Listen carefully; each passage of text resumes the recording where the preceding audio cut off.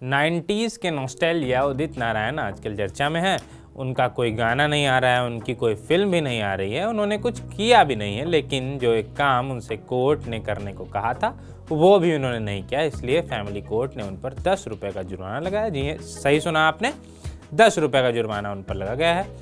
पहले ब्रीफ में बता देते हैं मामला क्या है, उसके बाद असली बात आपको बताएंगे कि यहाँ तक ये मामला पहुँचा कैसे। दरअसल मामला उदित नारायण की पहली पत्नी रंजना झा से जुड़ा हुआ है। वो बिहार के सुपौल में रहती हैं।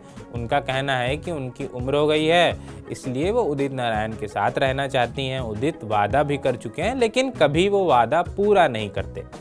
रंजना के वकील इस पर क्या कह रहे हैं, पहले वो सुन लीजिए।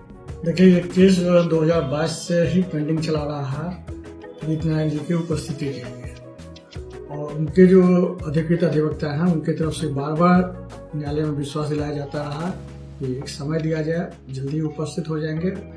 और इस तरह करते हुए 16 तिथियों का स्थगन जो है उनको अवसर मिल चुका है, लेकिन वो न तो अब तक उपस्थित हुए हैं और न ही अपना जवाब दाखिल किए। ऐसी परिस्थिति में आज माननीय न्यायालय द्वारा पार्श्व विधायक उदित नारायण झा के ऊपर 10 रुपये का अर्थदंड अधिरोपित किया गया है। 69 साल के हो चुके उदित नारायण का जन्म बिहार के सुपौल जिले में हुआ था। सुपौल से ही उन्होंने मैट्रिक की, फिर आगे की पढ़ाई के लिए नेपाल के त्रिभुवन विश्वविद्यालय चले गए। सुपौल नेपाल के बॉर्डर पर है, इसलिए नेपाल आना जाना वहाँ उनके परिवार का लगा रहता है। उनके परिवार में कई नेपाली नागरिक भी हैं। दोनों के परिवार का नेपाल में शादी विवाह होता रहता है। पढ़ाई के दौरान उदित नारायण ने नेपाली रेडियो के लिए मैथिली नेपाली में गाना गाने शुरू किए।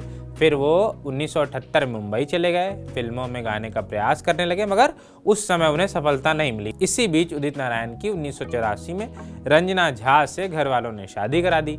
उस समय वो बॉलीवुड का जाना पहचाना नाम नहीं थे और उन्हें अपना करियर बनाना था। ऐसे में वो अपनी पत्नी को वहीं सुपौल में छोड़कर दोबारा मुंबई चले गए। मुंबई में उदित की मुलाकात दीपा गहतराज से हुई और दोनों को प्यार हो गया। उन्होंने 1985 में शादी कर ली। इन्हीं के बेटे आदित्य नारायण हैं, जो खुद एक प्लेबैक सिंगर और एक्टर हैं। जब रंजना को उदित की दूसरी शादी के बारे में पता चला तो आग बबूला हो गई। उदित के खिलाफ दूसरी शादी का मामला तब लाइमलाइट में आया जब साल 2006 में उदित नारायण पटना की होटल में रुके थे और उनकी पहली पत्नी वहां पहुंच गई। रंजना को देखकर पहले तो उदित ने उन्हें पहचानने से इनकार कर दिया था, लेकिन जब मामला कोर्ट में पहुंचा तो उदित ने सब कुछ स्वीकार किया। बहरहाल रंजना ने सीधे कोर्ट का दरवाजा जब खटखटाया, उन्होंने ये दावा किया कि उदित उनके पहले पति हैं और एक शादी के बाद भी उदित ने दूसरी शादी की है। हालांकि सिंगर ने उनकी बात को नकार दिया। इसके बाद रंजना ने कोर्ट में तस्वीरें और डॉक्यूमेंट्स दिखाए तो उदित ने शादी की बात मानी।